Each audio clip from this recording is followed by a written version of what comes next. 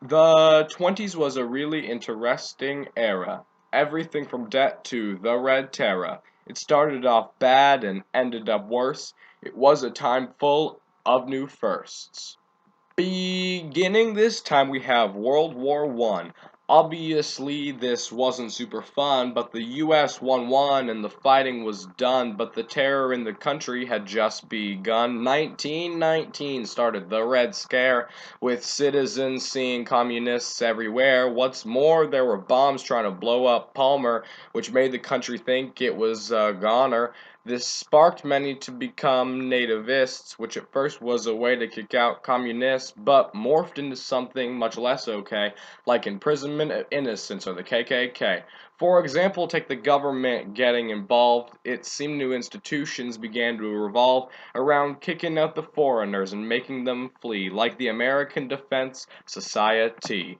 So, moving on to new technology. So much was invented in the 20s, like band-aids, sunglasses, and a bulldozer, frozen fruit, bed slicers, and an electric razor, a jukebox, a trash disposal, and loudspeakers, drive-ins, and watches, and audio meters. In a booming economy, people had more money, and in general, the mood was pretty sunny, so in this time, people bought a lot things they did need and things they did not. So credit began to build and grow, but America didn't care because they didn't want to know. But this led to 20s stop being roaring, but that market crash is a different story.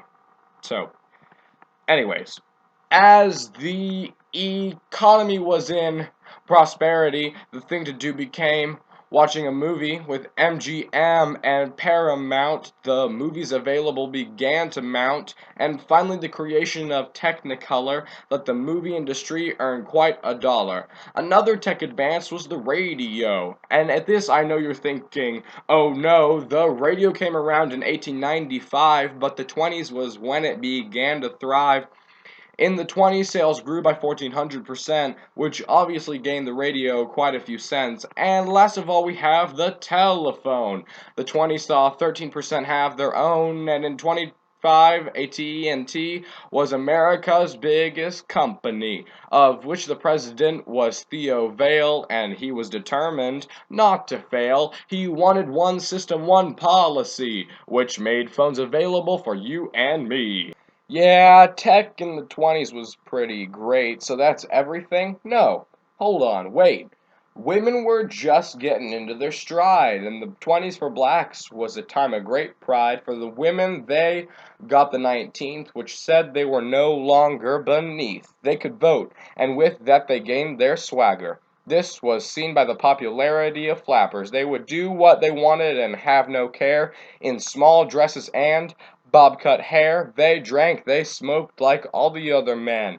They began to be free now they weren't penned in. During World War One, the US needed labor. Working women became major. Women became big in the workforce, and with this freedom came a spike in divorce. People began to question the old family unit and whether or not it was unfit. At this time, there was a new experience, and it was called the Harlem Renaissance. After World War One was the Great Migration, where African Americans moved across the nation.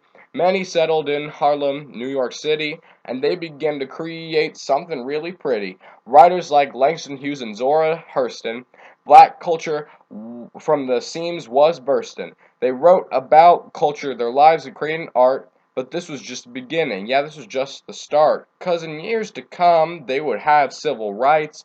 But at this point, people hadn't seen the light. It would take a man named King Jr. to give them their rights, but they started sooner. To spread knowledge about themselves and their people, they started soon so Parks could write the sequel. So while blacks didn't get equality in this stage, they did something better. They set the stage. Now, one of the topics that's most discussed of all was the prohibition of alcohol. The 18th was meant to end alcohol's days, but in reality it started a drinking craze. It sparked a need to do something bad. People continued to do what they already had. Even the president disobeyed this law, and drinking was present everywhere you saw. This lawlessness continued till 33 when drinking was okay again for everybody. So, the biggest theme of this decade was how some were working and some just played. The old US wanted things to stay the same, while the new US wanted things to change. But the old supported religion and wanted to stay dry, but the new liked freedom, thought prohibition. Why? Most problems stemmed from this conflict, but that is the issue. Nothing can be perfect. Even today, we have problems the same, but generally we call them by a different name. The base is should we change or remain, but we can never stay still, we must change. And that is the story of the decade of the dollar, from poor to rich and then again to squalor. Can we learn from this time and not go to depression? Well, that is the biggest and most important question.